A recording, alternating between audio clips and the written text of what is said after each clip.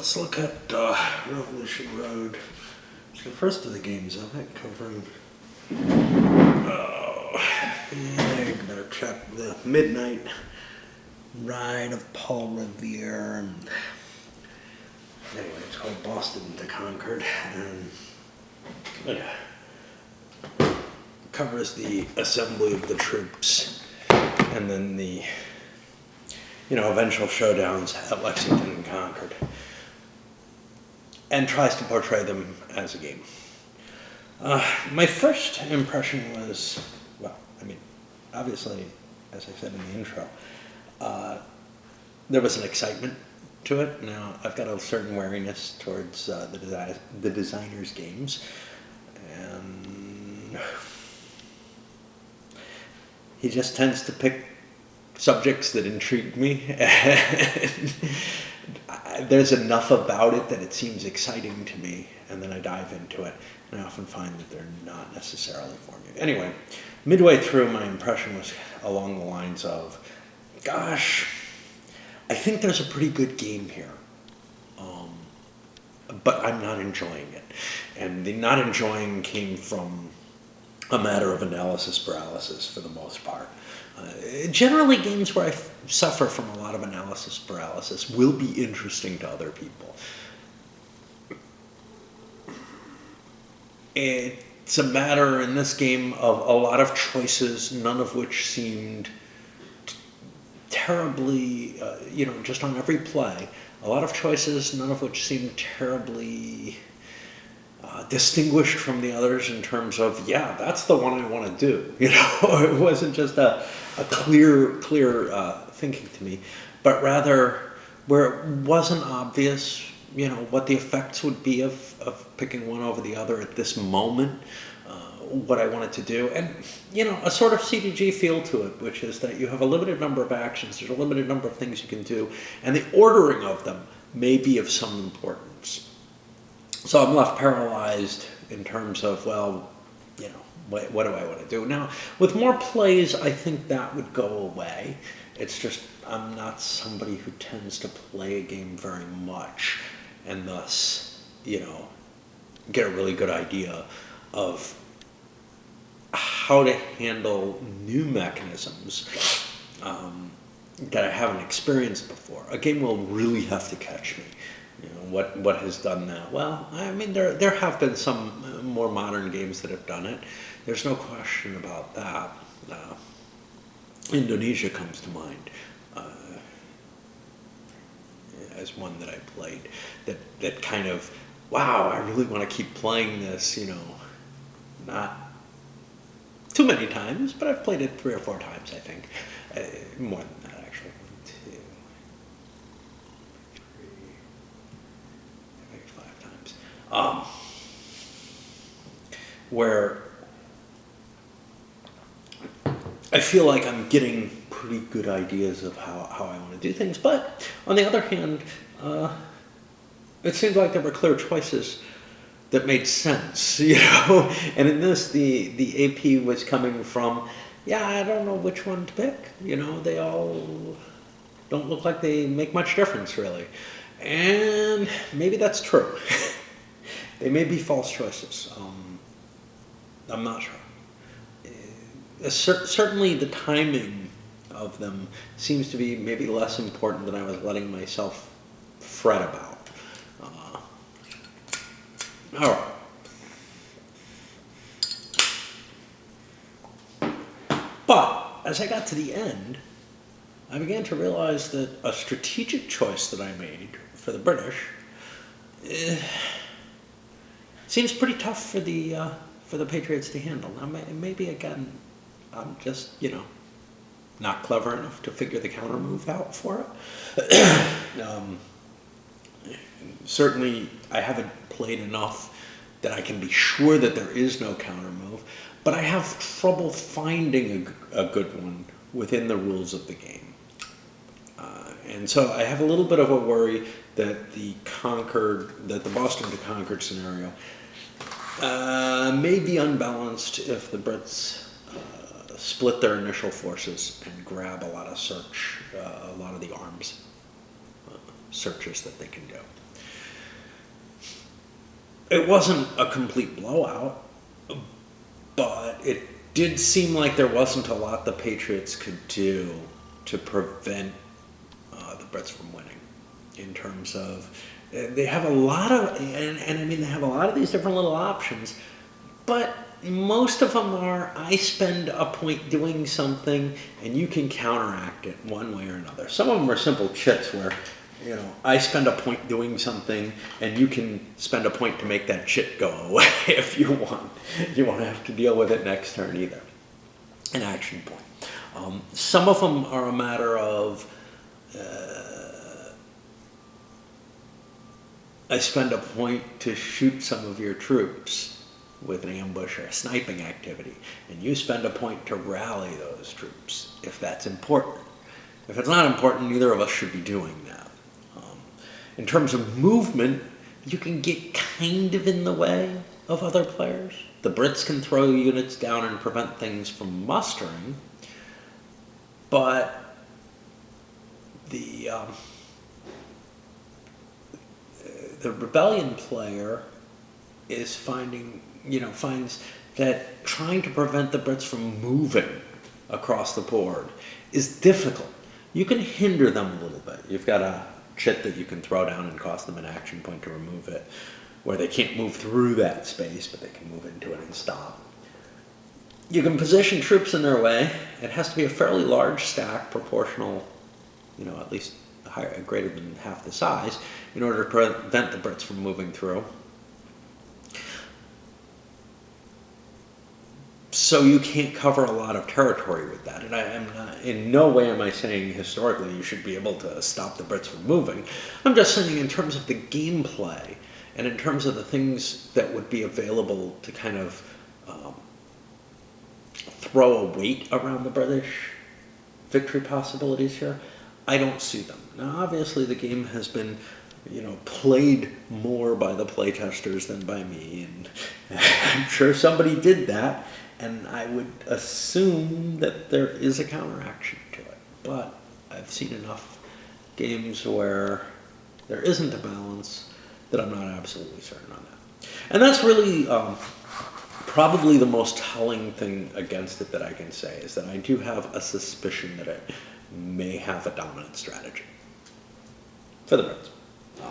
Other than that, yeah, it's not the kind of game that I particularly like. So I find myself too torn on those, the alternating actions, trying to figure out what to do.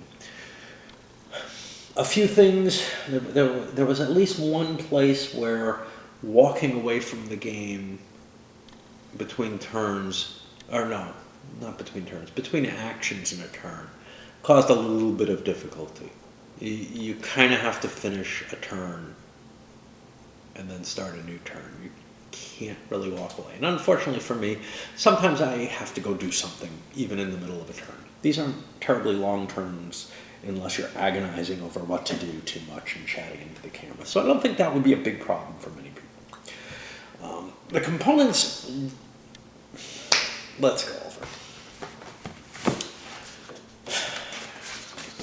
You get a couple of play aids. One of them contains all the actions that you have. It is not a complete definition of those actions, which means until you memorize which ones need modification or whatever, it's almost useless. Especially since the game map contains a list of all those actions. And then, you can look them up in the rules or whatever. So that's kind of a shame. It's got the victory conditions. That's a useful thing. I found it difficult to parse this quantity of text at once. I prefer chartier area. This part of it wasn't so bad, but these big lines of text going across were hard for me to get the information out of easily. A quick reference for the battles, which is definitely useful. I think it gives you, not every case, but enough of it that you get kind of the idea of what's going on. You also have two bots. And I don't really know how these bots work at all. It looks like you make die rolls to see what they're going to do.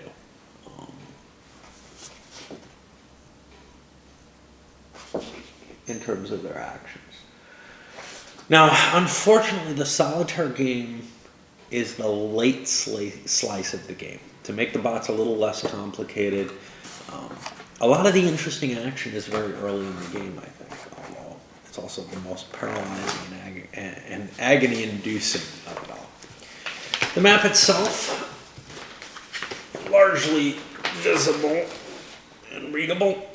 The only problem that came across, and somebody else noticed this from my videos more than anything else, they were complaining about the lighting I was using. Now I have less light now because I got that thing. I don't want to have something right behind me that pisses people off.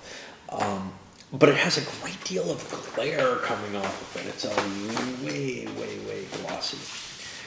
And you got glossy counters on a glossy map. Good thing it doesn't matter too much if they fall over. The only problem there is if things flip to their backside. Some of them are kind of important. Some nice quality cards. For whatever reason, my game came with 2 sets, but and they are functional for their purpose. They're also, I thought they weren't used in the Bunker Hill scenario. They are apparently, just not all of them. All right, and then bunch of counters, a lot of them informational, just regular strength point. So you have hidden strength militia units, which is kind of cool. But you know, there's not a lot of detail on these counters. They serve their purpose. The actual combat system is a buckets of dice type system, which works well with just numeric counters.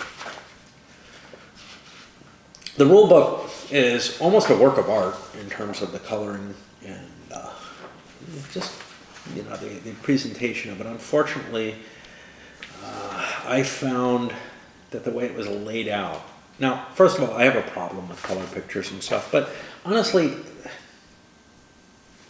I don't know if that caused me too much difficulty here. What caused me a great deal of difficulty was the way it was laid out. A great deal of the rules are put in the pre-rules, i.e. before the sequence of play comes. And then other things, you have this important, you know, the set of actions that you can play.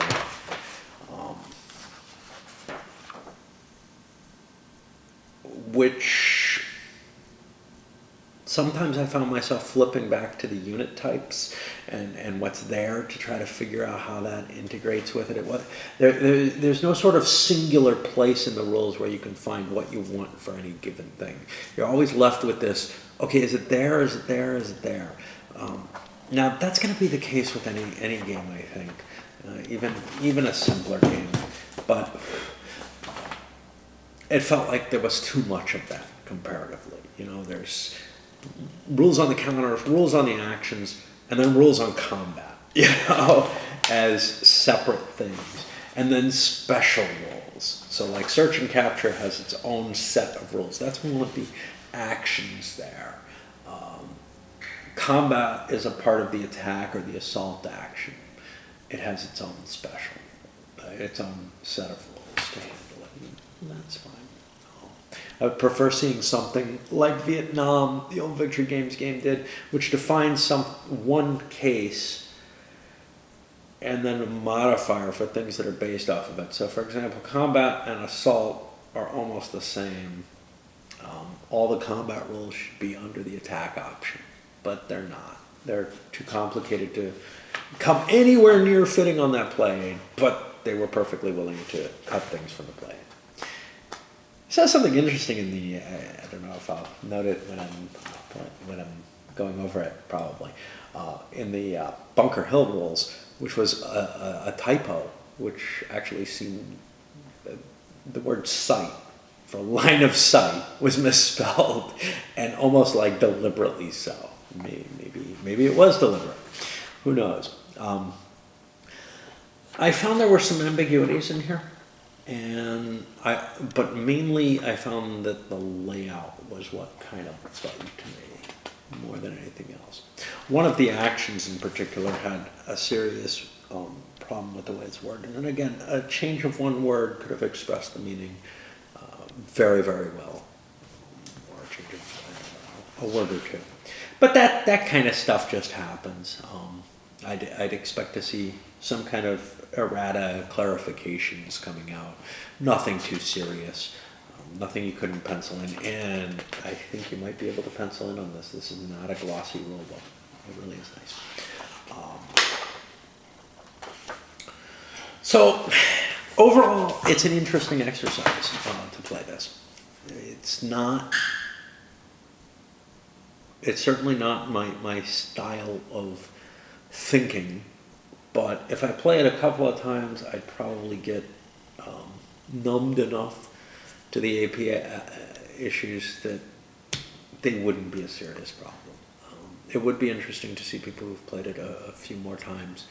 Hey, is there a way to defeat splitting the British forces that way? Is there something I'm just missing too? There might be an action that just didn't look useful to me, that I didn't use. But I really came to the end of the game feeling like, yeah, I don't know how I would have stopped that. And that's not necessarily a damning issue, because again, I played it once, However, it is worrisome. It is worrisome. If that is not a dominant strategy, I do think that this is an interesting game for a lot of people, and I might not mind it much. And we'll send it up as that.